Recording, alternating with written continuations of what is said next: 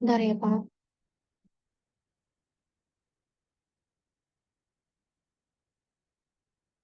Saya lihat di layar nih, ya.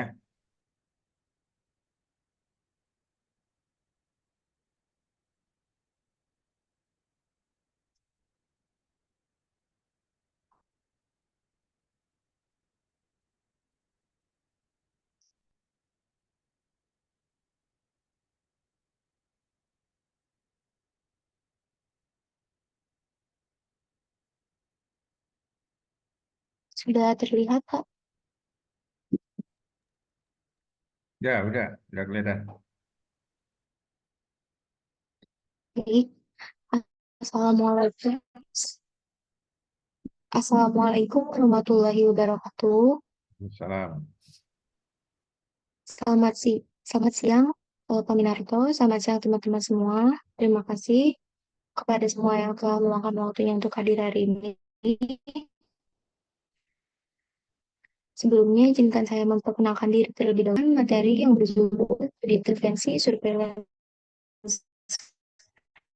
kesehatan masyarakat dan investigasi wabah atau kejadian luar biasa. Definisi studi intervensi. Salah satu jenis metode penelitian dalam epidemiologi adalah studi intervensi atau intervening, merupakan data yang berasal dari bahasa Latin yang berarti coming between, artinya yang datang di antara. Intervensi berarti mengacu pada usaha untuk mengubah kehidupan yang sedang berjalan dengan cara tertentu. Perubahan itu bisa kecil atau besar, negatif atau positif. Orang-orang yang bekerja dalam profesi-profesi pemberi bantuan memiliki intensi etik yang sama, yaitu melakukan segala hal yang dapat dilakukan demi keuntungan klien tanpa menimbulkan kerugian. Menurut Schoenberg, Weinberger, dan Talpin 2007. Studi intervensi adalah studi penelitian yang dirancang untuk menilai dampak intervensi atau pengobatan tertentu pada populasi tertentu. Hal ini dilakukan untuk mengevaluasi efektivitas intervensi dalam mencapai hasil yang diinginkan dan menginformasikan praktik berbasis bukti. Studi intervensi biasanya melibatkan pengenalan intervensi atau pengobatan kepada sekelompok individu yang membandingkan hasil dengan kelompok kontrol yang tidak menerima intervensi. Studi-studi ini penting untuk memahami hubungan sebab akibat antara intervensi dan hasil. Selanjutnya, tujuan studi intervensi. Tujuan utama studi intervensi adalah untuk menentukan apakah suatu intervensi memiliki efek yang signifikan terhadap suatu variabel. Hasil intervensi dapat berupa apa saja seperti obat, program pendidikan, atau perubahan kebijakan. Studi intervensi dirancang untuk membantu kita memahami bagaimana intervensi bekerja dan apakah intervensi tersebut efektif. Secara lebih spesifik, studi intervensi memiliki beberapa tujuan. Yang pertama ada menguji efektivitas intervensi. Apakah intervensi tersebut menghasilkan efek yang diinginkan? Yang kedua, membandingkan efektivitas intervensi yang berbeda, intervensi mana yang paling efektif. Yang ketiga, menentukan mekanisme kerja intervensi, bagaimana intervensi tersebut menghasilkan efeknya. Yang keempat, mengidentifikasi subkelompok populasi yang paling diuntungkan oleh intervensi, siapa yang paling mungkin mendapatkan manfaat dari intervensi. Yang kelima, memperoleh informasi tentang efek samping intervensi, apakah intervensi tersebut memiliki efek samping yang berbahaya. Selanjutnya, keunggulan studi intervensi. Yang pertama, bukti kausalitas yang lebih kuat. Studi intervensi secara langsung memanipulasi faktor risiko atau paparan, memungkinkan peneliti untuk menarik kesimpulan yang lebih kuat tentang efek intervensi pada hasil kesehatan. Yang kedua, efektivitas intervensi. Studi intervensi dapat memberikan bukti tentang efektivitas intervensi dalam meningkatkan kesehatan masyarakat. Yang ketiga, informasi untuk pengambilan kebijakan. Hasil studi intervensi dapat digunakan untuk menginformasi kebijakan dan program kesehatan masyarakat yang efektif. Yang keempat, pencegahan penyakit. Studi intervensi dapat membantu mengidentifikasi intervensi yang efektif untuk mencegah penyakit dan meningkatkan kesehatan. Yang terakhir, peningkatan kualitas hidup. Studi intervensi dapat membantu meningkatkan kualitas hidup individu dan komunitas. Selanjutnya, kelemahan studi intervensi. Yang pertama, biaya yang tinggi. Studi intervensi bisa mahal untuk dirancang dan dilakukan, terutama jika melibatkan intervensi yang kompleks atau populasi studi yang besar. Yang kedua, potensi efek samping. Studi intervensi berpotensi memiliki efek samping baik yang diinginkan maupun yang tidak diinginkan. Dalam studi intervensi epidemiologi, penting untuk memantau dan melaporkan efek samping dengan cermat. Yang ketiga, kesulitan merekrut dan mempertahankan peserta. Merekrut dan mempertahankan peserta dalam studi intervensi bisa jadi sulit, terutama jika intervensi membutuhkan waktu atau usaha yang signifikan dari pihak peserta. Yang keempat, durasi. Studi intervensi bisa memakan waktu lama untuk diselesaikan, terutama jika intervensi membutuhkan waktu lama untuk menunjukkan efeknya. Yang kelima, kontaminasi. Dalam beberapa kasus, kontaminasi dapat terjadi antara kelompok intervensi dan kelompok kontrol yang dapat mempengaruhi hasil penelitian. Selanjutnya, definisi surveillance kesehatan masyarakat.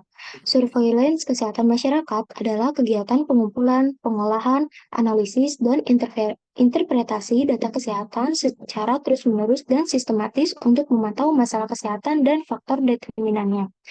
Data yang dikumpulkan kemudian disebarluaskan kepada pihak-pihak yang bertanggung jawab dalam pencegahan dan pengendalian penyakit, serta promosi kesehatan. Surveillance kesehatan masyarakat adalah pengumpulan data, analisis data secara terus-menerus dan sistematis yang kemudian diseminasikan atau disebarluaskan kepada pihak-pihak yang bertanggung jawab dalam pencegahan penyakit dan masalah kesehatan lainnya menurut Disease Control Quality Project (DCV) 22 tahun 2008. Selanjutnya, menurut WHO, surveillance adalah suatu kegiatan pengamatan yang dilakukan secara terus-menerus dan sistematis berupa pengumpulan data, pengolahan, analisis data, interpretasi, dan diseminasi informasi terhadap kejadian dan distribusi penyakit, serta faktor-faktor yang mempengaruhinya pada masyarakat sehingga dapat dilakukan tindakan penanggulangan yang lebih efektif. Selanjutnya, menurut Kemenkes Republik Indonesia nomor 1116 tahun 2003, surveillance epidemiologi adalah kegiatan analisis secara sistematis dan terus-menerus terhadap penyakit atau masalah-masalah kesehatan dan kondisi yang mempengaruhi terjadinya peningkatan dan penularan penyakit atau masalah-masalah kesehatan tersebut, agar dapat melakukan tindakan penanggulangan secara efektif dan efisien melalui proses pengumpulan data, pengolahan, dan penyebaran informasi epidemiologi kepada penyelenggara program kesehatan. Selanjutnya, tujuan surveillance kesehatan masyarakat, yaitu mencegah dan mengendalikan penyakit menular dan tidak menular, meningkatkan kualitas hidup masyarakat, menurunkan angka kesakitan dan kematian, mengoptimalkan penggunaan sumber daya kesehatan.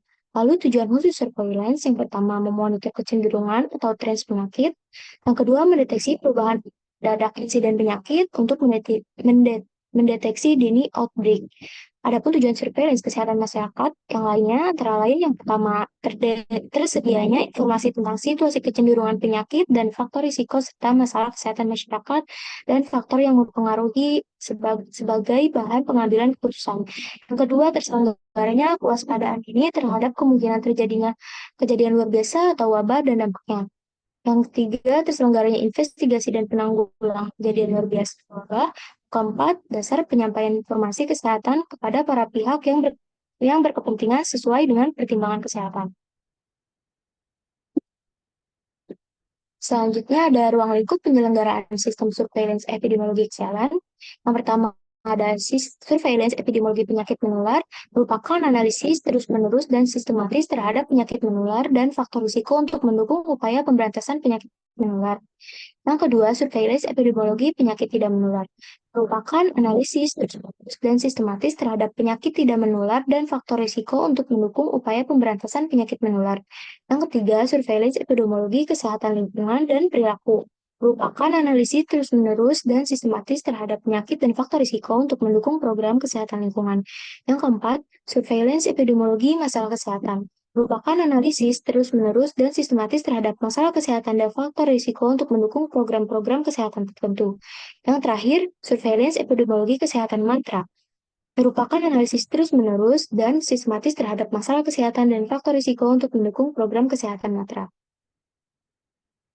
Langkah-langkah perencanaan sistem surveillance kesehatan masyarakat menurut WHO yang pertama ada identifikasi dan monitoring kecenderungan masalah kesehatan, yang kedua menentukan strategi pencegahan penyakit, yang ketiga implementasi program pencegahan dan penanggulangan penyakit, yang keempat mengembangkan perencanaan dan kebijakan, yang kelima evaluasi efektivitas pelayanan kesehatan.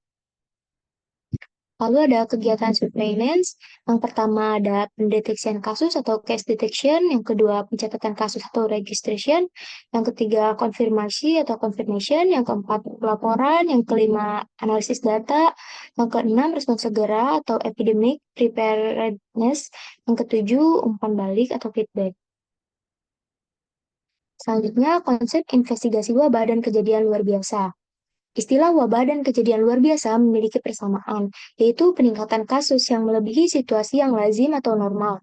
Namun, wabah memiliki konotasi keadaan yang sudah kritis, gawat, atau berbahaya, melibatkan populasi yang banyak pada wilayah yang lebih luas. Kejadian wabah penyakit sudah merupakan masalah global, sehingga mendapat perhatian utama dalam penetapan kebijakan kesehatan masyarakat. Letusan penyakit akibat pangan atau foodborne disease dan kejadian wabah penyakit lainnya terjadi tidak hanya di berbagai negara berkembang di mana kondisi sanitasi dan higien umumnya buruk, tetapi juga di negara-negara maju. Oleh karena itu, disiplin ilmu epidemiologi berupaya menganalisis sifat dan penyebaran berbagai masalah kesehatan dalam suatu penduduk tertentu serta mempelajari sebab timbulnya masalah dan gangguan kesehatan tersebut untuk tujuan pencegahan maupun penanggulangannya. Selanjutnya, wabah. Wabah adalah terjangkitnya suatu penyakit menular dalam masyarakat yang berjumlah penderitanya meningkat secara nyata melebihi daripada keadaan yang lazim pada waktu yang tertentu serta dapat menimbulkan malapetaka. Menteri menetapkan dan mencabut daerah tertentu dalam wilayah Indonesia yang terjangkit wabah sebagai daerah wabah. Lalu kejadian luar biasa.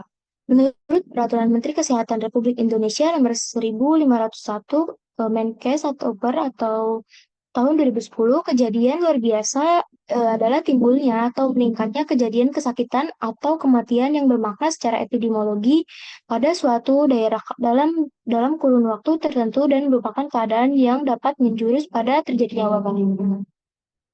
Lalu ada jenis-jenis wabah.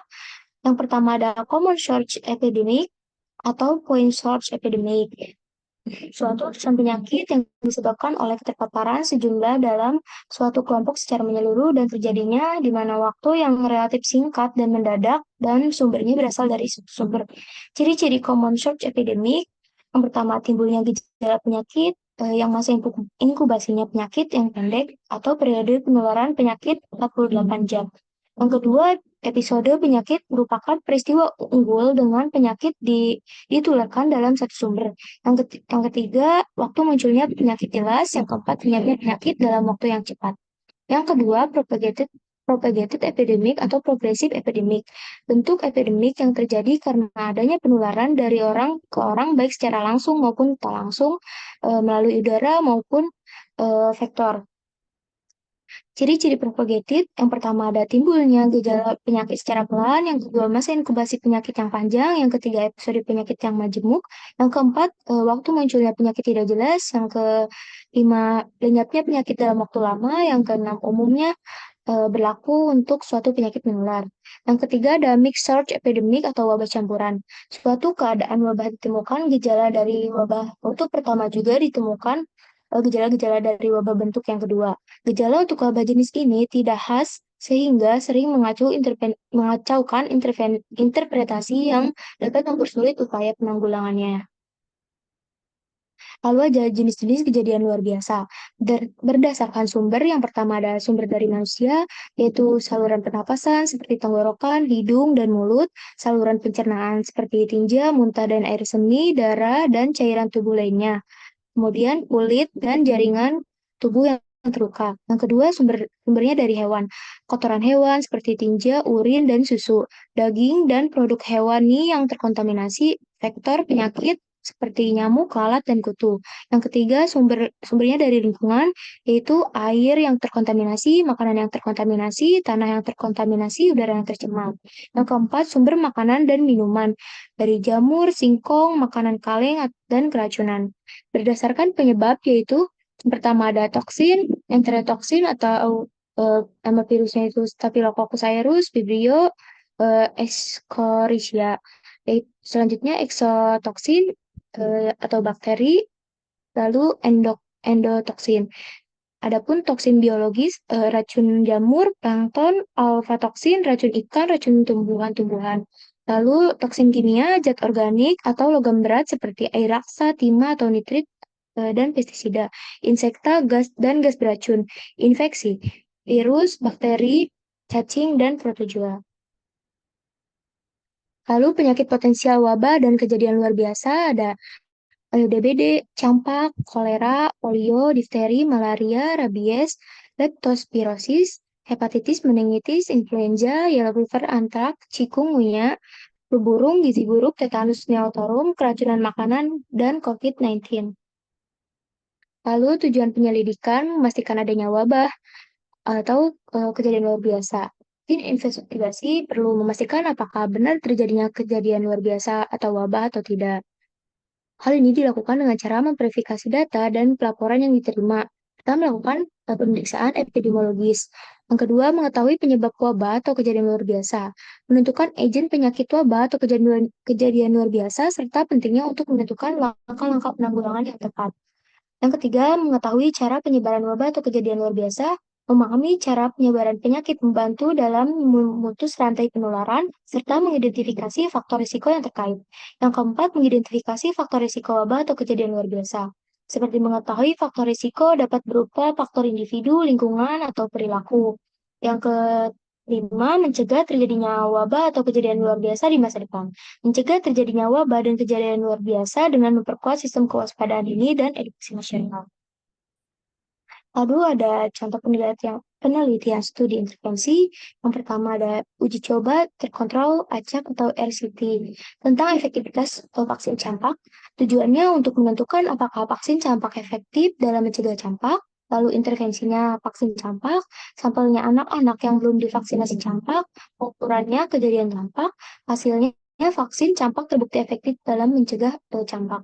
Yang kedua, studi intervensi komunitas tentang efek program pendidikan kesehatan terhadap pengetahuan tentang HIV atau AIDS.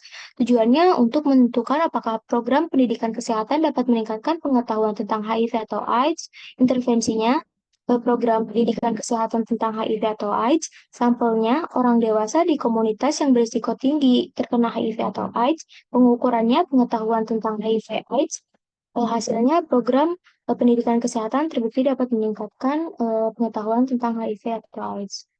Selanjutnya ada contoh penelitian investigasi wabah dan kejadian luar biasa. Yang pertama, investigasi wabah campak di Kabupaten Asmat, Papua tahun 2018. Penelitian ini dilakukan oleh tim dari Kementerian Kesehatan Republik Indonesia, Badan Kesehatan Dunia atau WHO, dan UNICEF untuk menyelidiki wabah campak yang terjadi di Kabupaten Asmat Papua pada tahun 2018. Hasil penelitian menunjukkan bahwa wabah campak disebabkan oleh rendahnya cakupan imunisasi campak di daerah tersebut.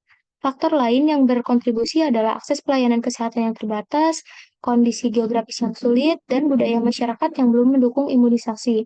Penelitian ini memberikan rekomendasi untuk meningkatkan cakupan imunisasi campak di Kabupaten Asmat, seperti memperkuat promosi kesehatan, meningkatkan akses pelayanan kesehatan, dan melibatkan tokoh masyarakat dalam upaya imunisasi. Yang kedua, penelitian investigasi kejadian luar biasa COVID-19 di Indonesia. Sejak awal pandemi COVID-19 di Indonesia, banyak penelitian investigasi kejadian luar biasa COVID-19 yang telah dilakukan untuk memahami pola penyebaran virus, faktor risiko penularan, dan efektivitas intervensi pengendalian.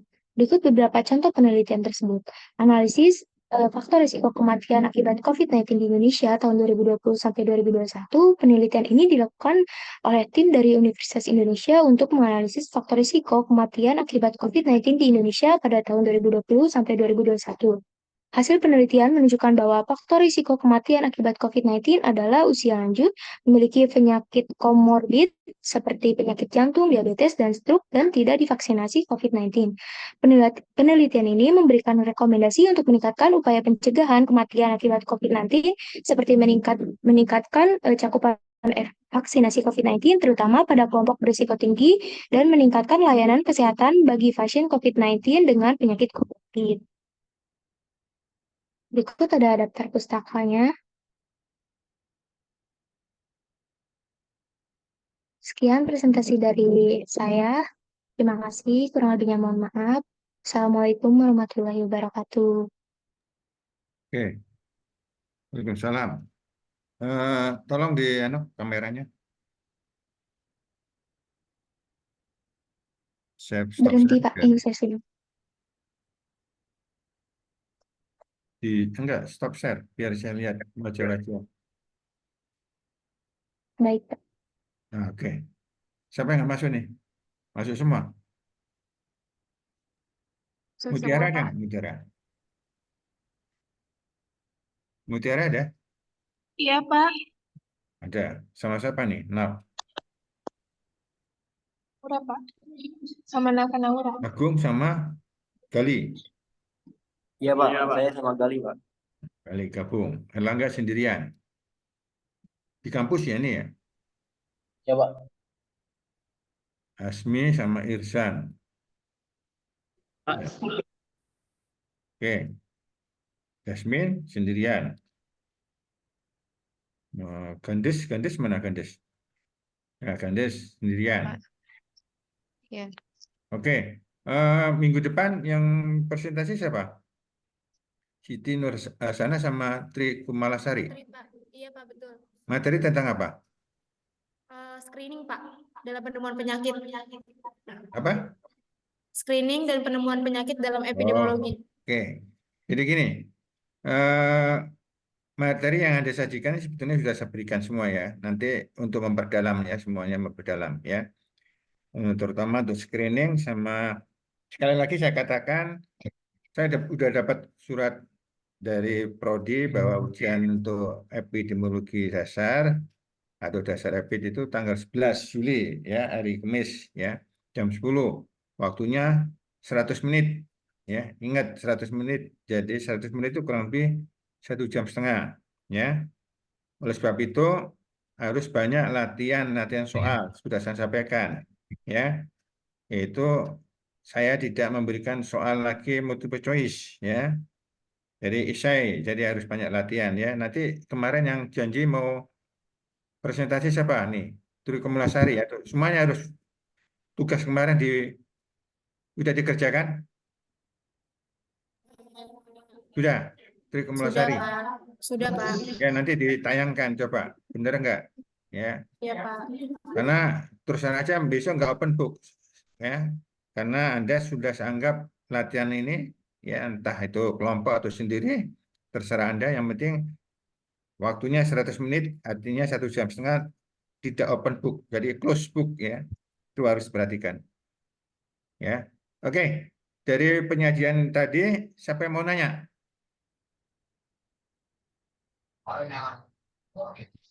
Halo, yang ditanyakan oleh Jadi Putri. bertanya Pak, Ya, itu kalau close book berarti kalau hitung-hitungannya tanpa bantuan kalkulator dong Pak? kenapa? Kenapa? Kalau close book berarti kita nggak pakai kalkulator dong Pak? Atau boleh bantuan kalkulator? Oh, kalkulator boleh, tapi nggak boleh pakai HP. Oh baik Pak. Ya, boleh. Ya, halo, halo. Kok ke sana, Agung? Aku mau nanya saya kok malah Tapi ini Pak, Bapak minggu lalu setahu saya Bapak bilangnya open book deh Pak. enggak, Udah open book. enggak, karena sudah saya ganti latihan-latihan ini. Ya, sudah saya ganti latihan. Ya, Makasih Pak. jadi mungkin saya kasih rumus saja, ya, rumusnya aja. Karena kalau Anda tidak latihan, nah, karena sudah banyak latihan saya berikan harus ya.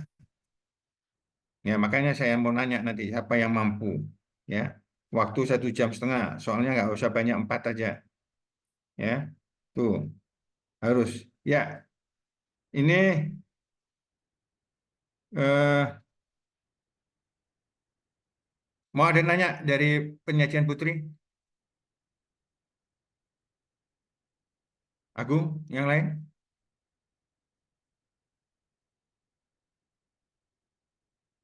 Nggak ada? Jasmine? Naila Musdalifa? Ada orangnya nih? Khalifa? Naila Musdalifa ada orangnya? Oh, muncul dua-duanya, ya. Oke, jadi masuk semua ya? Nggak ada yang nggak masuk ya?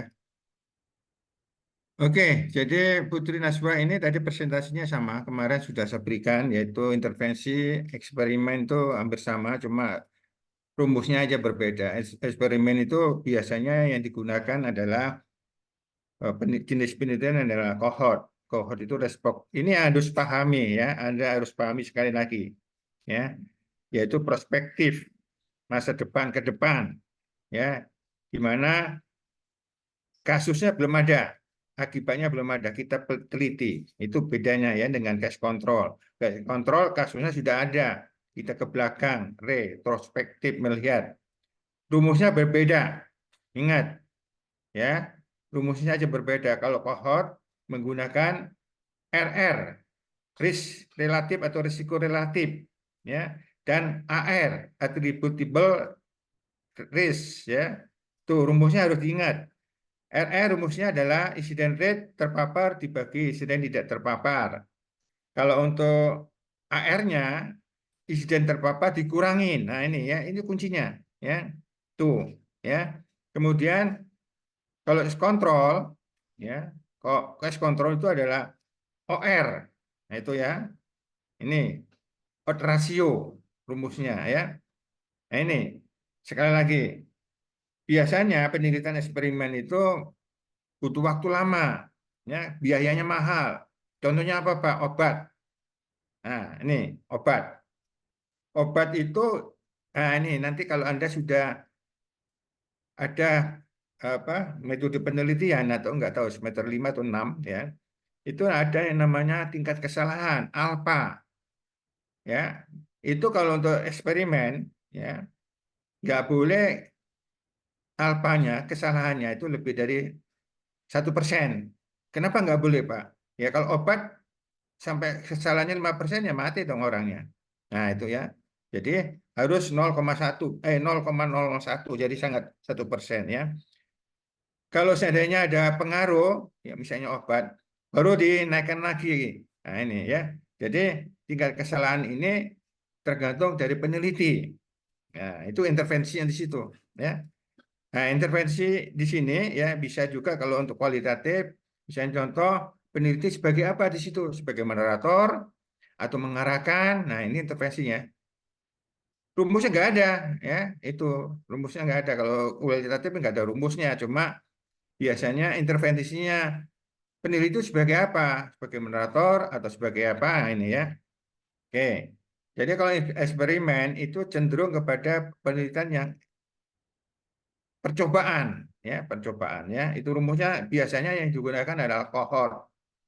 Oh, RR ya, RR. Ingat itu ya, risiko relatif. Anda sudah kemarin sudah saya berikan. Nanti juga ada ini nanti dari saya nanti ada ringkasan ya dari saya nanti saya sampaikan. Mungkin Anda sudah apa Ando ya di upload di e-learning ya. Oke, ada yang nanya ini kalau nggak ada kita sudah cukup ke Putri ini nggak ada nanya lagi. Oke, kalau nggak ada, apa saya materi dari saya dulu atau tugas kemarin? Coba. Halo? Halo, Tri Kumalasari. Iya, Pak. Iya, Pak. Siapa? Sebentar, Pak. Coba tayangkan tugas. Ya ini, dari saya coba saya tanyakan kemarin ya tugas saya.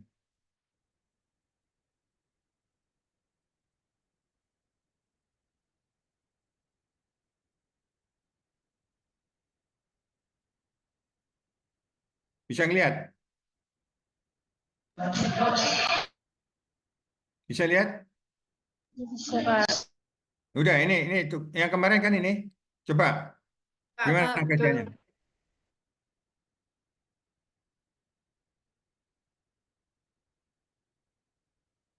Halo, sampai kemarin siapa yang sanggup mau Pak, menayangkan?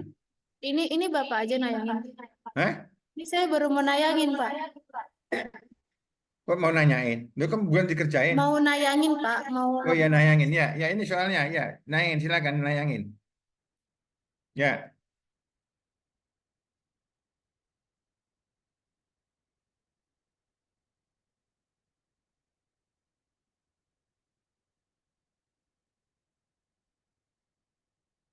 siapa aja namanya nih?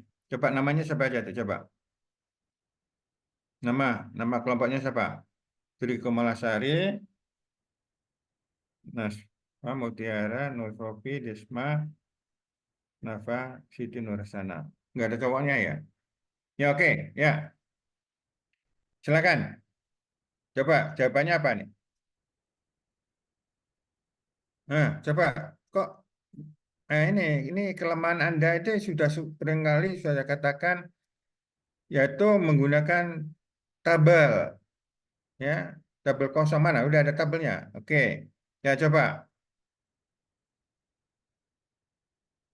coba yang mana nih? Jumlah populasinya berapa? Ada soal yang bisa 23.000, Pak. di saya kebetulan belum saya copy ya di tempat saya ya. Coba dinaikkan saya foto dulu anunya soalnya atau saya lihat di sini dulu ya.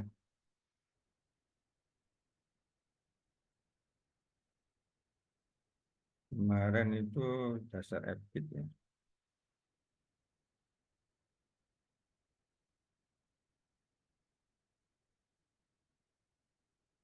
Oke, ya, ya, saya udah lihat.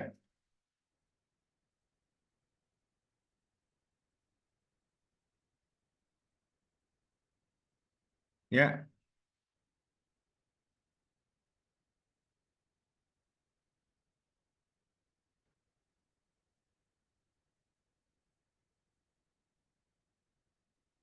mana persen pertama mana?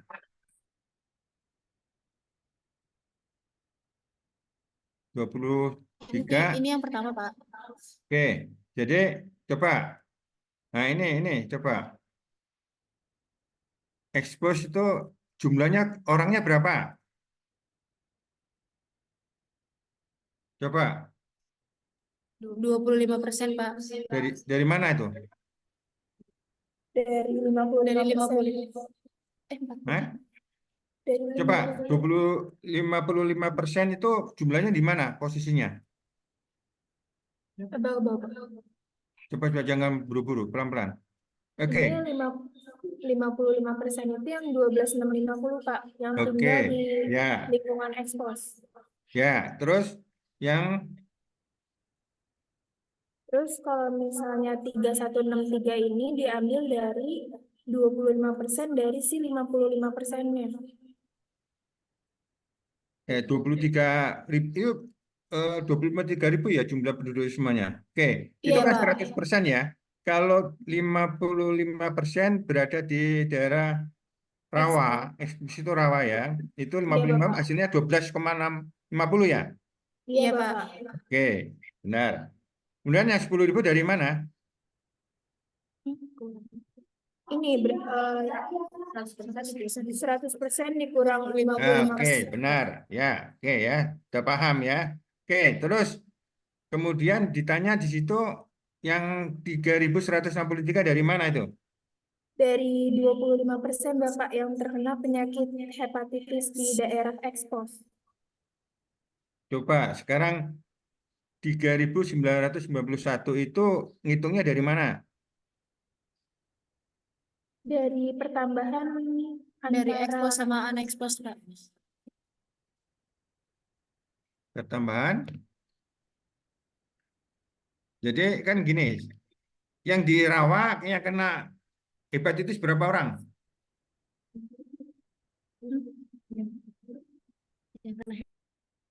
Dari sungai itu ya. Tiga 3.000 3.163, Pak. Dari mana ngitungnya? dari 25% dikali Kali? 12.650. Oke, ya. Yang lain ngerti? Ya. Ngerti, Pak. Oke, kemudian otomatis ya, itu matematika ya. Ya, sisanya otomatis non kasus, jadi nggak ada yang nanya lagi.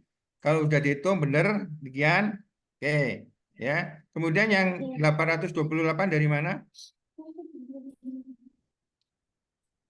Dari 8%, Dari? 8% dari 10.350. Oke, ya. Oke, benar. Oke. Yang lain paham? Paham, Jangan, Pak. nanti nggak ada open book lagi, sudah saya anggap ngerti ya. Cuma Anda bawa kalkulator aja. Perhatikan. Kemudian pertanyaan selanjutnya apa? Ini Anda hitung sudah ini benar ya. 70% ya pada orang yang di mana itu posisinya? Ini hitungannya ya. Yang kelompok pertama hitungannya oke. Ya, kalikan 100 ini. Jadi berapa? Halo? Ini yang kerjaan Tri Komalasari. Iya, Pak. Tri Komalasari. Iya, Pak. Jadi IR kelompok terpajan ini benar A dibagi AB ya ini ya. Dapatnya 0,25 kalikan 100. Jadi dapat berapa? Halo, perhatikan ini. 25, Pak. Nah, ditulis 25%. Tulis. 25%. Kalikan 100. Tunggu dulu. 25%. Lagi. Kalikan 100. Berapa? 25%. 25%. Kan gitu. Ya kan? Iya, Pak. Oke. IR kelompok tidak terpajan berapa? Kalikan 100. Dikali 100. Hasilnya 8%. 8%. Ya. IR ya, betul. Ya. Oke, apa simpulannya? Coba naikkan lagi. Risiko relatif bisa menunjukkan bahwa individu yang terpapar memiliki kemungkinan, oke, ya, lebih besar untuk individu yang terpapar ya. Harus di dalam kurung terpapar dan apa nih di sungai atau apa? Di rawa, ya. Terpapar dalam arti daerah rawa, ya. Iya, Pak. Ya, jadi terpapar tuh bisa terpapar alkohol, bisa terpapar apa. Jadi kan soalnya kan rawa ya, harus tulis itu dalam kurung rawa. Jadi harus jelas ya. Oke, lebih besar untuk mengembangkan. Kok salah ini? Kok mengembangkan sih? Itu jangan mengembangkan. Apa itu?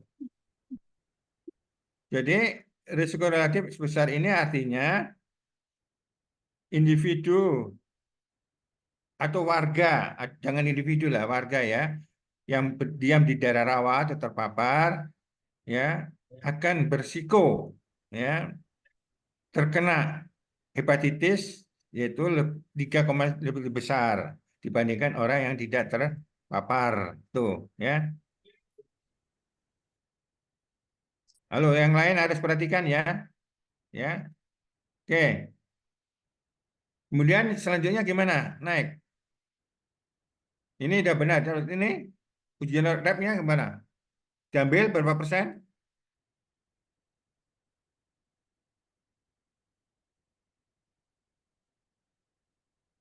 Sudah benar ini? Cara ngitungnya gimana? Coba. Pada kelas expose 70% kasus Yang 8.855 itu diambil dari 70% yang tinggal di rawa. Jadi 70% dikali 12.650.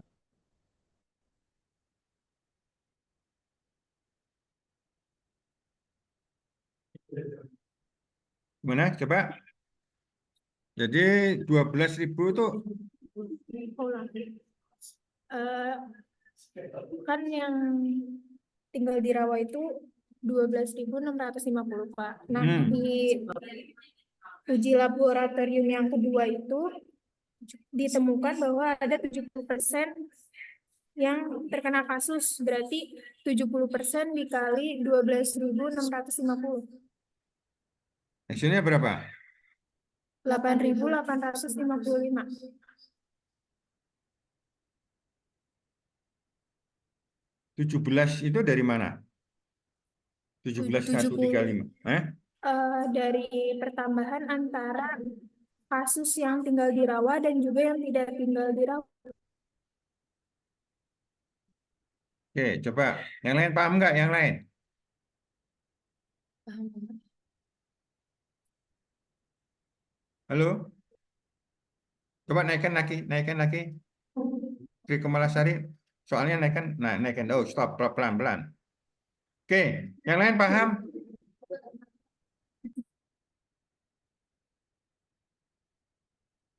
Ini ada yang nggak ditulis diambil sampelnya nggak? Nggak ada ya? Maksudnya gimana, Pak? Coba, bentar saya baca soalnya dulu ya. Ini soalnya, oke sebentar.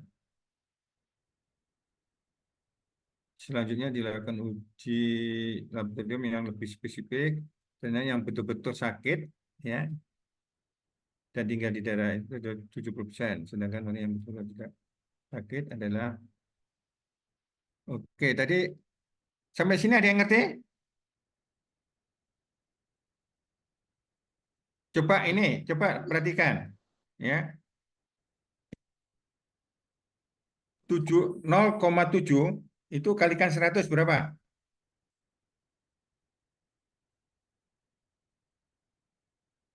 Berapa? 7%, Pak. 70%. Ini kalikan 100.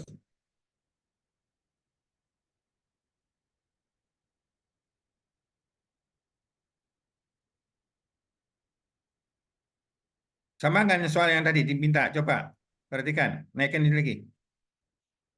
Turun ya, turun ya. Ya, coba. Soalnya tadi ada apa? Diambil. Soalnya tadi 70%. Oke ya, ini coba. Stop, pelan-pelan. Pelan-pelan. Nah ini, sensitivitas uji lab. Apa itu arti sensitivitas? Masih ingat? Putri Najwa. Hah? Agung? Iya, Kak. Apa itu? Putri Najwa. Apa itu namanya sensitivitas?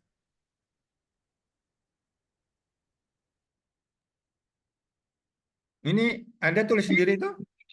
True positif. Apa artinya? Halo, Putri Najwa. Yang lain? Siapa bisa? Nah, ini belum paham. Tiri Komalasari. Halo, jangan lihat ke belakang. Biarin aja Pak, yang belakang. Nggak usah ambil serius ke sini. Ya, Anda yang nggak ngerti, biarin aja. Nggak usah diajak ngomong. Ini serius ya. Ayo, benar nggak kira-kira dengan yang jawaban kamu? 70% sama 80%. Coba naikkan. Itu kan permintaannya kan? Coba, ya. Diambil 70%. Ya, naik. Stop. Dari mana? Yang pertama. Ya. Oke, sebentar. Stop. Dari 70%. Nah ini 70% itu kan pertanyaannya tadi yang orang yang betul-betul sakit kan? Betul nggak? betul, Pak. Nah, jadi di mana? Jadi yang betul-betul sakit sebetulnya berapa? Ini. Lihat kamera saya nggak ini? Ya, 8.856. Halo, yang lain paham nggak ini? Ini kelompoknya Trikumlasari ini kelompoknya ngerti semuanya nggak? Hanya kerja berapa Ngerti. orang?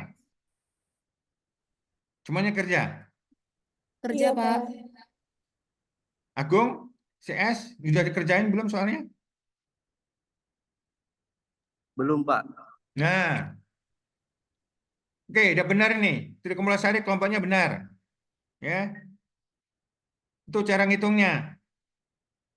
Yang lain harus belajar. Ya, ini Trikumlasari ini mulai kemarin udah latihan diserahkan ke saya. Ya, oke, soal benar ini. Ya, jadi sensitivitas muncul lagi yang kedua. Soal yang kedua. Oke, coba perhatikan.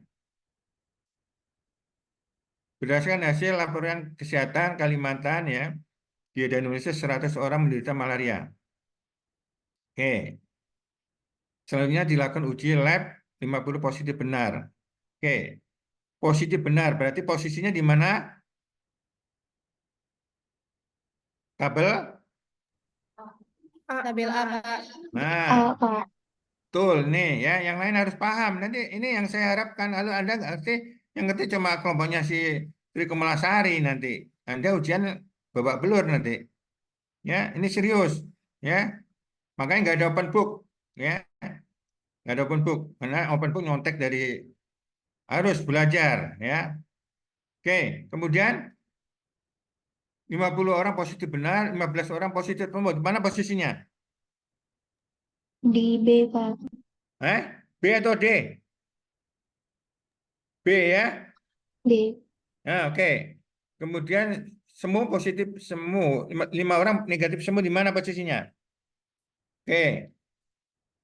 Ini cara bekerjanya, ya harus dipahami, ya. Itu gali itu perhatikan, jangan usah rambut aja itu, ya. Saya perhatikan dari sini, ya. Anda nggak usah ketawa-ketawa, nanti Anda harus perhatikan. Nggak ada ampun kalau nggak bisa ini, ya. Makanya saya nilai kemarin itu belum saya sajikan ke prodi karena saya mengingat masih bisa diperbaiki nggak nilainya mereka, ya. Ini makanya saya beri tugas, ya, supaya mengerti. Ya, jadi perhatikan betul-betul karena ini nggak tatap muka. Saya kalau ngajar memang demikian, ya, harus sampai ngerti. Kalau nggak ngerti, ya risiko, ya. Makanya jangan ke kelompok. Kelompoknya Trikum Lasari saya tanya ini, ya. Makanya ini saya tanya, udah kasih nilai semua, ya, harus perhatikan, ya. Ini 3 SKS loh, ya, nggak tanggung-tanggung loh, 3 SKS, ya. Anda nilai bagus, terangkat itu nilai yang lain, ya. Bisa nilai yang biostatistik C bisa bisa ketutupin dari nilai ini bisa B, ya. Kalau Anda dapat A, ya, itu harus perhatikan. Atau dapat B itu bisa terangkat, ya. Oke, yang 30% dari mana? Negatif benar, ya. Oke, itu udah benar, ya, jumlahnya udah benar. Oke, udah benar nih. Ada yang tanya sampai sini, ya. Tidak ada. Coba di stop share. Stop share, saya mau lihat. Oke, coba perhatikan. Ada yang tanya dari ini. Ini PR yang sudah dikerjakan oleh kelompoknya Tri Komalasari, ya. Nanti dikirim ke saya Tri Komalasari, ya, Iya, Pak. dengan nama-namanya tuh, ya. Itu cara belajar. Ini matematika, ya. FPT itu susah. Jangankan S1 S2 ada yang susah, ya. Waktu saya ngasih kuliah dulu susah, harus diperhatikan, harus banyak praktek, ya. Harus banyak praktek, harus latihan. Kalau enggak susah, ya. Enggak ngerti. Paham, ya? Putri Najwa? Paham, ya? Yang lain saya kasih kesempatan, makanya kalau ada PR kerjakan, ya. Makanya nggak ada open book. Kemarin saya rencana open book, ya. Setelah saya mati kok ada yang, ya, ya. Oke, yang kerja ada yang nggak mau saya. Nanti kalau open book enak sekali nanti, ya. Nggak usah kerja nyotek punya orang lain. Tapi soalnya seperti itu, kurang lebih nggak sama, ya, nggak sama. Kurang lebih seperti itu, ya. Harus pahami, ya. Waktu 100 menit, 100 menit kurang lebih karena jadwal yang diberikan kok oleh prodi itu 100 menit, ya, jam 10 sampai selesai setengah 12 kalau nggak salah, ya, hari Kamis, ya, tanggal 11 Juli, ya. Soalnya esai nggak ada multiple choice lagi, multiple choice sudah UTS kemarin. Tolong perhatikan sekali lagi, nilai Anda bisa baik asal dari nilai itu bukan dari ujian saja, ya, sikap perilaku Anda, absensi itu saya nilai semua, ya. Oke, ada yang nanya? Desma, udah ngerti? Desma ini kelompoknya Tri Kumalasari. Halo, dengar nggak suara saya? Desma, Iya, Pak. dengar? Dengar, Pak. Oke, jangan. Oke, ada yang nanya lagi? Cukup? Bapak, maaf izin bertanya, Pak. Apa? Soal UASnya itu berapa soal ya, Pak? 4 soal, ya, 4 soal. 4 soal tidak jauh beda dengan yang demikian, tapi bukan berarti sama, tidak, ya. Anda yang paling pesan saya paling penting adalah pandai atau familiar, ya, atau terbiasa menggunakan tabel kosong. Setelah itu gampang kalau udah masuk ini tujuannya ini gampang, ya. Itu yang saya harapkan, ya. Jangan hanya nggak ngerti dari mana. Ini kalau Anda mau ngelajurin S2, jurusan Kesmas juga sama seperti itu. Ya, saya dulu tuh waktu kuliah juga seperti ini, latihan terus. Kalau nggak banyak latihan, nggak ngerti. Ya, dasar rapid itu cara meminat. Ya, cara meminat. Mulai dulu, ya, cara meminat di Urindo itu, ya, cara meminat. Ya, karena sulit Pak ngitung-ngitungnya. Tapi karena itu dasar, ya, tetap walaupun nanti Anda masuk S2 juga tetap ada itu dasar rapid. Ya, paham ya? Ya, Jasmine, mau nanya? Tambah. Oke, ada yang nanya lagi nggak? Cukup? Jasma? Oke, Cukup, Pak. ini kok turun ya? Ada yang gabung ya? Jadi udah absen di Anu belum? Di learning? Pak, belum, Sudah, Pak. Pak. Pak. Ada yang susah Tapi gabung? saya Belum, tadi Pak. Eh? saya tadi terlambat Pak, soalnya habis presentasi itu jadi Nggak telat apa-apa. 10 Nanti menit. kalau yang makanya wajah-wajah saya ditayang ini saya lihat, makanya saya absen. Kalau Anda nggak bisa, saya absen lagi di situ ya. Tuh, ya. Maaf, Pak. Saya terlambat juga, Pak. Saya Nazma Mutiara. Oke, nanti saya cek lagi di learning ya, nggak apa-apa. Oke, yang penting wajah kamu udah kelihatan nyari tugas. Jadi kalau Mas Ari tugasnya dikirim lagi ke saya ya. Iya, Pak. Ya, saya nggak minta yang lain. Kalau Anda mau nyerahin terserah. Kalau nggak, yang penting Anda ngerti. Nah, ujian. Nggak ada open book lagi, karena terus terang aja semula memang ada rencana open book, tapi kelihatannya berbeda ya suasananya. Karena ada yang serius, ada yang tidak serius. Makanya sebab itu nggak ada open book. Boleh bawa kalkulator, tapi nggak boleh pakai HP. Ya. Bapak, kalau misalkan bawa rumusnya aja boleh nggak, Pak? Kenapa? Kalau Rumusnya. cuma bawa rumusnya aja. Insya Allah nanti rumus saya kasihkan dari saya. Ya, biasanya di bawah soal saya kasih rumusnya untuk mengingat. Ya, itu ya. Baik, Pak. Makasih, Pak. Ya, jadi nanti insya Allah saya juga maklumin waktunya Anda susah kalau nggak. Nanti rumus insya Allah saya berikan di bawahnya. Ya, bawahnya ini rumusnya. Ya, jadi ingat itu ya. Yang lain, Gades, tanya. Memang sengaja ini belum saya berikan ke Prodi karena kemarin tuh kalau saya tayangkan nilainya parah ya. Multiple choice itu parah loh ya. Nggak bisa banyak. Saya ngajar di Bogor juga. Pertama Pak saya tawarin mau ujian apa? Esai atau multiple choice? Multiple choice Pak. Pilihan ganda. Saya perhatikan. Memang kelihatannya gak usah belajar pilihan ganda, nyontek-nyontek dari temannya bisa. Saya kasih betul-betul 30 soal bawa belur ya. Yang nilai dapat 60 itu hanya satu. Kayaknya di bawah 60. Kasihan saya ngasihnya. Ya, kalau sudah masuk ke prodi sulit untuk dirubah ya, sulit untuk diubah lagi. Makanya belum saya sampaikan sampai sekarang ya, karena nanti sekaligus ya dengan ujian UASnya. Jadi nggak kelihatan bahwa ini sudah diperbaiki. Itu ya tujuannya. Jadi penilaian itu saya lihat dari sikap perilaku Anda juga ya. Oke, ada lagi? Nggak ada? Oke, kalau enggak saya mau menyajikan materi saya ya. Materi saya. Bisa langsung ini. Bisa, Pak. Bisa, Pak. Dimas kok sendirian dengan siapa itu? Yang lain jauh-jauh ini Dimas. Ya, gimana? Gimana Mas? Dimas. Ini di kampus semuanya. Kampus, Pak. Oke, ya. Saya mau presentasi dulu.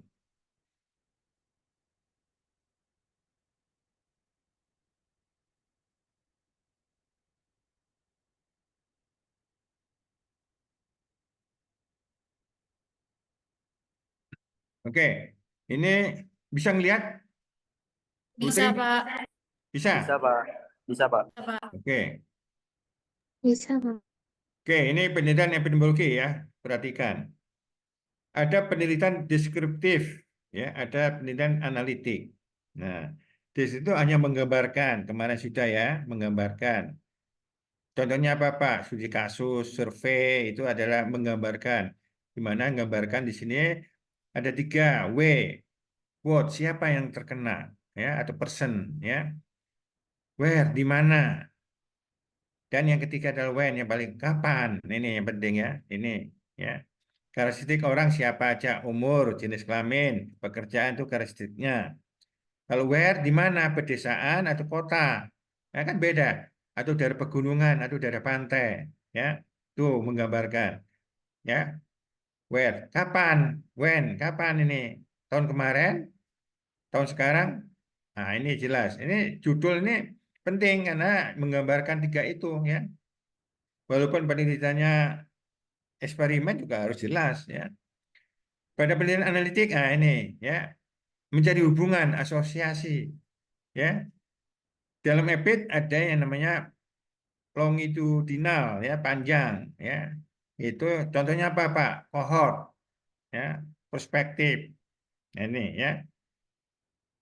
Ini biayanya mahal, biasanya eksperimen, ya. Contohnya teman saya dulu ngambil S2-nya yaitu tentang efektivitas obat, ya, untuk menimbulkan kematian, ya, uji coba dengan binatang, biasanya tikus, kasih dosis, ya, sampai dia mati misalnya. Contoh itu eksperimen, ya, waktunya panjang, ya, biayanya mahal, ya. Nah ini, kemudian dalam melakukan estimasi itu perkiraan, sebaik apapun metode yang digunakan tetap memungkinkan terjadinya kesalahan. Nah, makanya ada error. Ini nanti kalau Anda sudah semester 6 atau 7, ya. Nah, ini juga saya lagi bimbing, ya. Penelitian, ya, deskriptif, ya, analitik katanya, yaitu cross-seksional. Boleh, ya.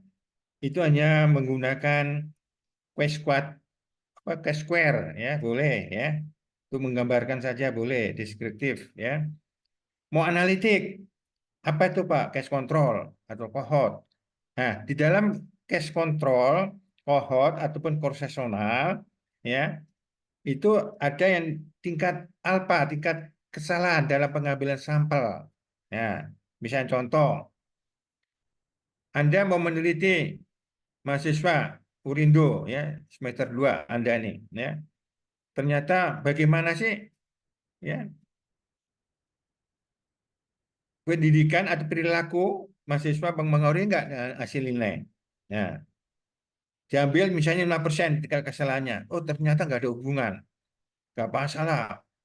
Dinaikkan lagi, ya, dari 10%. Ternyata ada hubungan. Nah, ini boleh, ya. Itu, nah, di situlah mulai kita intervensi, ya. Melakukan intervensi itu perlakuan terhadap subjek atau objek, ya. Objek, ya. Oke, kita lakukan. Ya, kayak contoh tadi, binatang dengan obat dosisnya ini, oh, meninggal, ya. Ini juga demikian. Karena penelitian kita sifatnya sosial, tidak eksperimen dalam untuk penyakit menyawa, itu masih bisa 5%, ya, biasanya 5% atau 10%. Kadang-kadang mahasiswa ditanya oleh penguji, ya, skripsi, kenapa Anda menggunakan 5%? Jangan jawab, ini banyak mahasiswa, dari sananya Pak, aduh, ini yang enggak ilmiah. Jawabannya begitu Pak, dari sana 5%. Salah.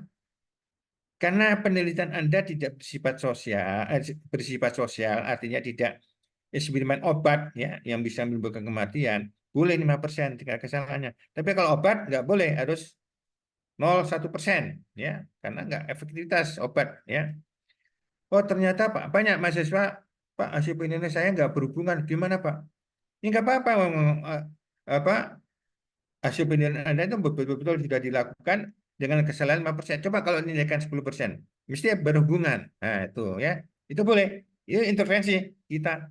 Boleh, itu namanya, ya. Rumusnya beda lagi, ya. Nah, untuk cross seksional itu biasanya rumusnya pakai kuadrat, ya, atau Q-square, ya. Tuh. Udah belajar belum, Agung? Belum? Belum, Pak. Nah, belum, Q-square, ya. Tapi kalau cohort, RR tadi, ya, RR. Ini yang Anda pahami. Nanti soal-soal saya, ini sifatnya penelitian cohort atau konsesional atau tes kontrol. Nah, kalau Anda salah menggunakan rumusnya, salah. Ya, salah, hasilnya salah. Ya, tuh ya kuncinya di situ. Ya, oke kita lanjut ya.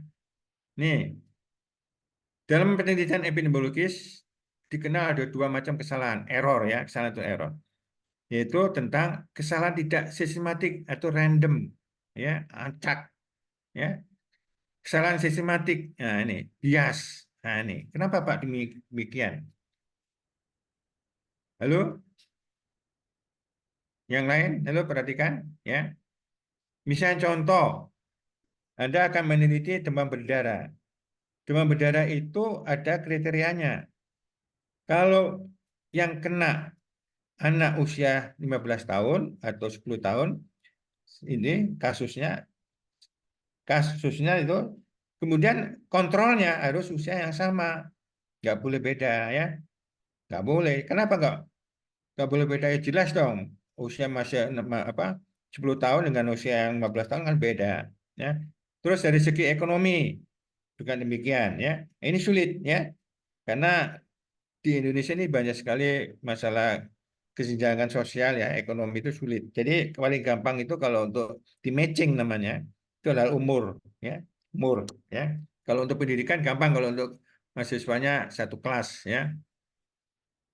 Ini kesalahan sistematik ya, error ya. Jadi bisa dibaca besar sampel. Sudah belajar cara ngambil besar sampel? Belum ya, besar sampel ya. Karakteristiknya ini penting ya, nggak apa-apa. Nanti metode penelitian ada. Makanya untuk kurikulum ini kurikulum terbaru ya. Ini kurikulum tahun 2001 ya.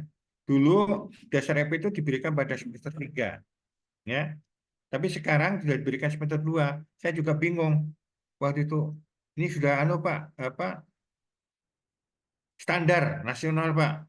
Ya, kompetensi itu yakni Ikatan Ahli Kesehatan Masyarakat ya sudah merumuskan bahwa dasar EP diberikan pada semester 2. Saya juga kasihan.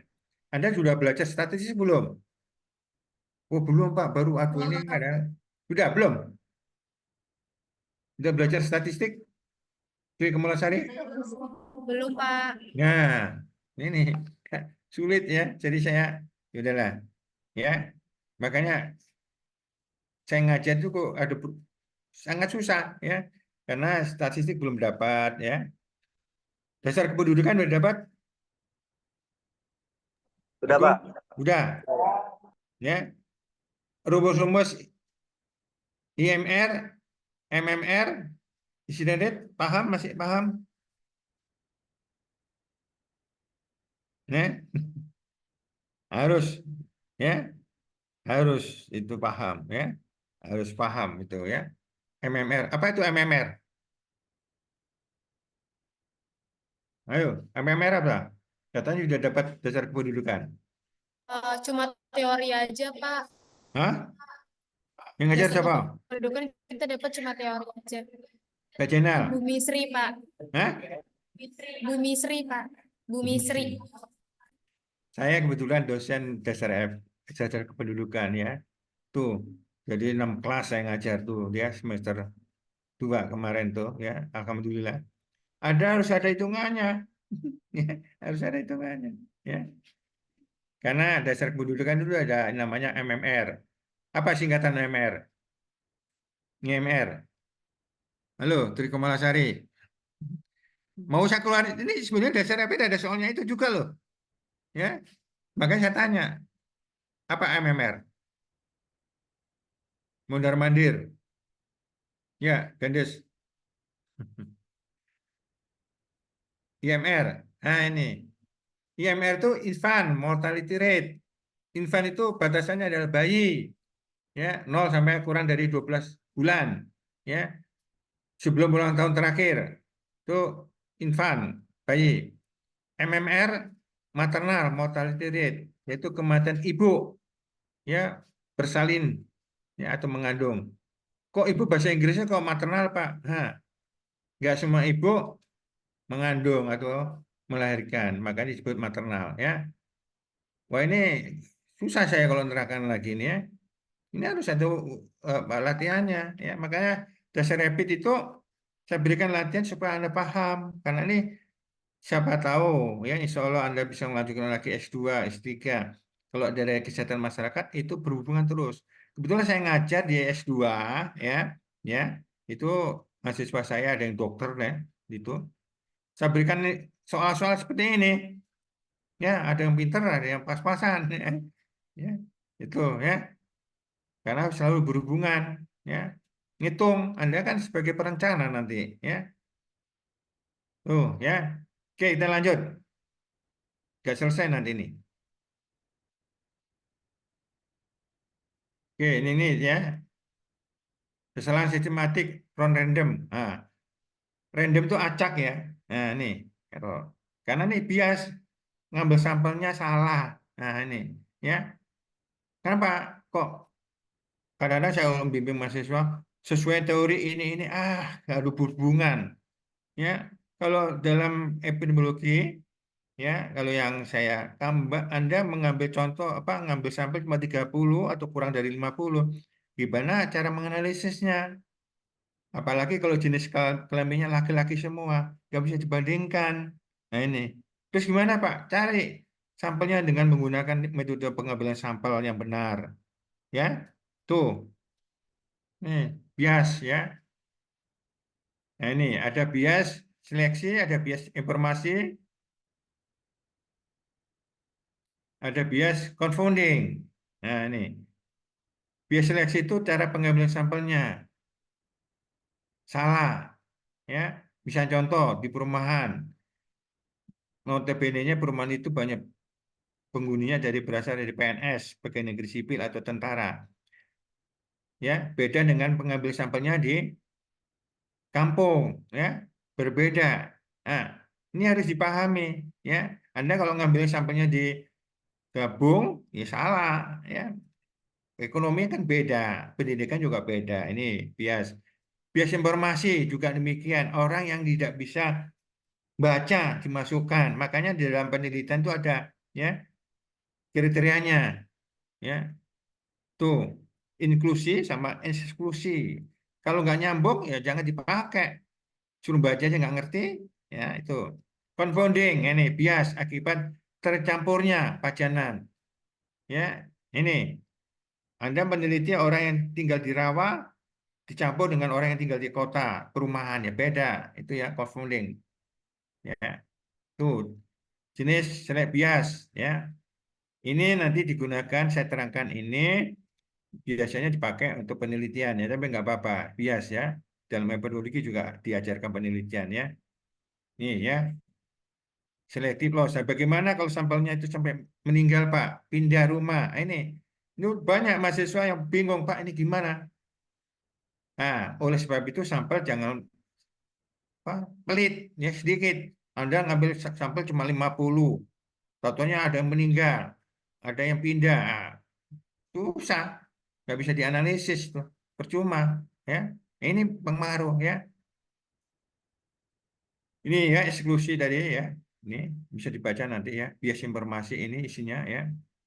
Nah, oke, ini bias bias informasi ada 3 ya. Ini nanti dibaca ya. Ini dari saya. Kemudian yang selanjutnya saya masih ada lagi satu ya. Ini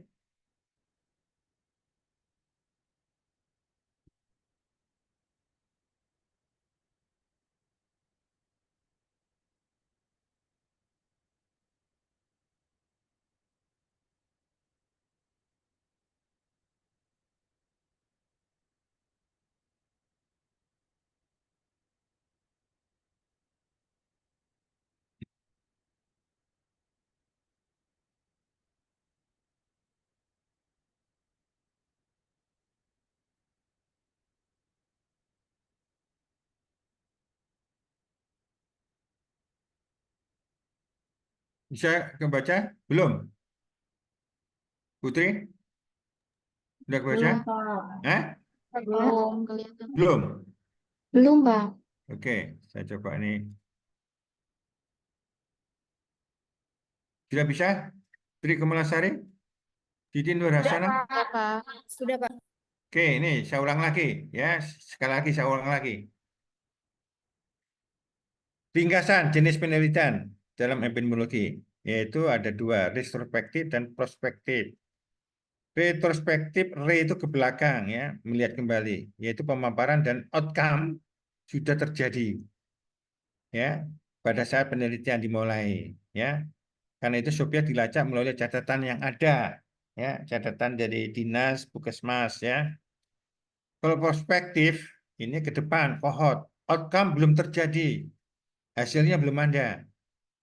Biasanya kohort ini biayanya mahal. Kalau mahasiswa S1 tidak saya sarankan, kecuali S2. S2 juga kalau ada biaya sponsor. Ya, kenapa? Nggak disarankan, Pak. Anda kasihan nanti temannya sudah di wisuda, Anda masih kelutak-kelutung ngitung. Ya. Jadi saya itu kalau membimbing mahasiswa, ada terakhir cash control ya. Mahasiswa saya waktu itu dari kepolisian ya. Oke, silakan. Tapi itu datanya sudah ada Pak. Ya udah, ambil aja. Yaitu tentang demam berdarah. Kasusnya sudah ada, tinggal gampang ya. Tapi kalau yang kohort, Anda kasihan nanti ada teman yang lain sudah Anda masih utak-atik ngolah data. Oke, itu ya. Nggak saya sarankan. Boleh cash control ya. Nah, ini ingat ya. Kemudian penelitian jenis retrospektif ini catatannya ya. Sangat tergantung kepada catatan yang adekuat. Apa adekuat? Lengkap. Kalau nggak lengkap, sulit nanti Anda. Ya, Pak, bagaimana Pak cross-sectional? Paling banter nanti Anda ada cross-sectional. Rata-rata. Ya, untuk S1 di Urindo atau di UI, sama saja di Bogor juga. Ya, itu menggunakan cross-sectional. Kamu cepat. Ya, saya bukan yang ngajarin Anda cepat. Ya, Anda cepat selesai untuk wisuda. Ya, datanya sudah ada. Tinggal cross-check. Namanya cross. Ya, cross-check. Nah, cross-sectional. Ya, itu enak, murah, meriah. Waktunya cepat, ngitungnya juga nggak gampang, nggak sulit, gampang, ya, itu, ya. Nah ini kasus kontrol ya, saya ingat lagi ya. Ini sudah ada outcome-nya, ya, ya, ini case control, ya, keuntungannya, pengukurannya, jangan lupa OR, ya. Nah ini ingat, Siti Nurhasana, ini odds ratio, odds pemaparan itu adalah yang apa terpapar dan tidak terpapar nih ya. Tuh, ini negatif penyakit ini rumusnya ya. Desain kohort ini ya, di mana belum ada penyakit, kita mulai dari nol nih ya. Diikutin terus ke depan. Biasanya 6 bulan ya. Efektivitas obat itu 6 bulan ya. 3 bulan juga bisa kalau sudah ada gejala, tapi biasanya kurang akurat ya. Nah, ini tidak disarankan untuk S1, S2 juga tergantung ada sponsoran nggak. Ya, kalau nggak jangan, Anda nggak selesai. Kecuali kalau Anda sudah selesai kerja, dapat sponsor dari obat, nah boleh teliti ya kohort. Ya, saya bukan mengajarkan ini agak susah lama ya, biaya mahal. Ya, ini garis besarnya ya. Ini contoh penghitungannya. Tapi suka tidak suka Anda tetap ada hitungannya dari saya ya, ada hitungannya ya. Ini rumusnya. Risiko relatif RR ini ya adalah rumusnya incident rate. Ya, tadi siapa Trikumalasari. Ada nggak rumusnya? Ini nanti saya berikan rumusnya seperti ini. Tapi nggak kotaknya nggak dikasih. RR rumusnya ini, IR rumusnya ini. Ya, ini rumusnya ya. Ya, saya kasihkan. Kasihan juga kalau nggak dikasihkan. Ini selisihnya ya. Untuk perbandingnya, nah sumber datanya ini. Ya, ya ini hasilnya.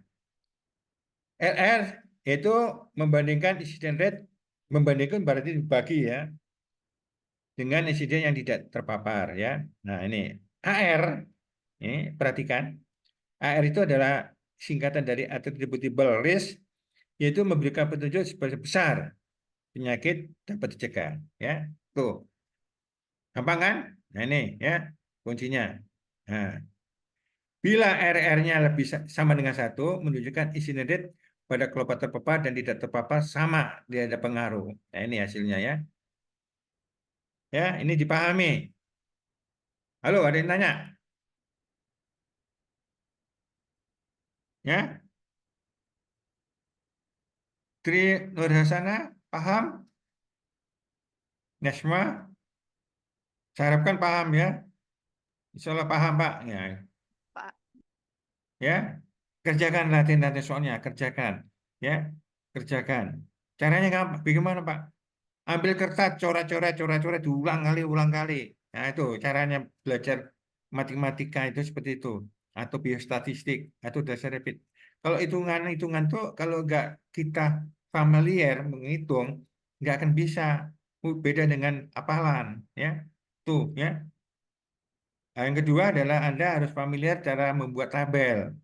Tuh yang selalu saya ingatkan. Tabel kosong. Posisinya di mana ini, kan gitu ya. Supaya Anda paham, ya. Tuh Nafa, halo Nafa, ngapain tuh? Ngaca di HP. Coba perhatikan ya. Nggak usah ngacak-ngacak lagi. Anda sudah cantik, ya. Nggak usah. Nanti Anda rugi sendiri, ya. Anda rugi sendiri. Ini sekali lagi, sikap perilaku Anda saya nilai. Saya nilai, ya. Saya kasih catatan. Saya itu selalu bawa apa? Ini catatan ini. Oh, ya. Oh, catatan Anda ini, nama-nama Anda semua, ya. Nilainya ada semuanya. Ini absennya ini. Saya buat sendiri, ya. Saya nilai sendiri, ya. Bisa nggak bacanya? Ya. Hmm, nilainya, oh, dia tahu, ya. Jadi tolong ya perhatikan, ya. Sekali lagi, tolong menghargai orang lain, ya. Tolong menghargai orang lain. Kalau Anda menghargai orang, Anda akan dihargai orang lain juga, ya. Ya, walaupun saya ngajar online, saya tatap muka pakai kamera. Ya, saya perhatikan, ya. Tolong, nilai Anda belum masuk, ya. Belum masuk ke prodi, ya. Itu saya ingatkan. Oke, ada yang nanya lagi, Kak? Ini laki-laki cuma berapa? Asmi, Ihsan, mana Ihsan? Nah, Ya, Pak. ya, Ihsan, Asmi yang pakai kacamata itu. Ya, Pak, saya pakai kacamata, Pak. Ya, Dimas itu saya tahu tuh Dimas. Nah, dari depan udah kelihatan tuh. Ya, Hmm. Ya, Agung, Gali. Yang lain laki-laki cuma ini doang, Ya, Pak, berlima doang, Pak. Laki-lakinya, Pak. 5 orang. Ya, Pak. Oke, ya. Jadi yang lain, nah ini ya. Tolong perhatikan minggu depan presentasinya, tolong disiapkan ya. Oke. Mau dikasih lagi soal? Ya, ya. Dari Komulasari nanti ya, dikirim ke saya ya. Iya, Pak. Yang lain biar nyontek nggak apa-apa lah, ya. Nama-namanya ya. Ini sudah kasih tanda ya. Jadi semuanya sudah dapat nilai. Untuk yang belum untuk makalah tugas adalah Tri Komulasari sama Siti Nurhasana ya. Oh, Tri Iya, Pak. Komulasari ini malah belum ya. Ya, Nurhasana. Ya, oke ya. Nilainya lain sudah ya. Ini penting ya, absensi ya alhamdulillah bagus semua ya. Ya, nggak ada yang lebih dari 3 ya. Ingat jangan sampai lebih dari 3 kali ya. Ini cukup bagus ya. Ya diajar masuk satu ya yang sudah nggak ada yang 3 kali ya. Sudah 2 kali ada ya. Tolong perhatikan ya absensi ya. Oke, ada nanya lagi? Cukup? Cukup, Pak. Cukup ya. Oke, Iya, nanti Pak. ya minggu depan ketemu lagi ya. Ini sudah cukup ya semuanya. Ya, Cukup, Pak. cukup ya. Wah. Oke, kalau enggak kita akhirin ya. Assalamualaikum warahmatullahi wabarakatuh. Waalaikumsalam warahmatullahi wabarakatuh. Terima kasih, Bapak. Makasih, Pak. Minggu depan sekali lagi kita ketemu lagi untuk ini sekalian saya kasih ya semacam latihan lagi ya. Ujiannya nanti nggak ada open book ya, karena saya anggap karena sudah banyak latihan yang saya berikan, ya kurang lebih soalnya nggak jauh beda, cuma mungkin beda narasinya dan sebagainya ya. Itu ya belajar kelompok makanya penting belajar kelompok ya. Oke, sekali lagi saya ucapkan terima kasih. Assalamualaikum warahmatullahi wabarakatuh. Ya, Liv Terima ya. kasih, Pak. Waalaikumsalam warahmatullahi wabarakatuh. Yo, oke. Dah. Yo.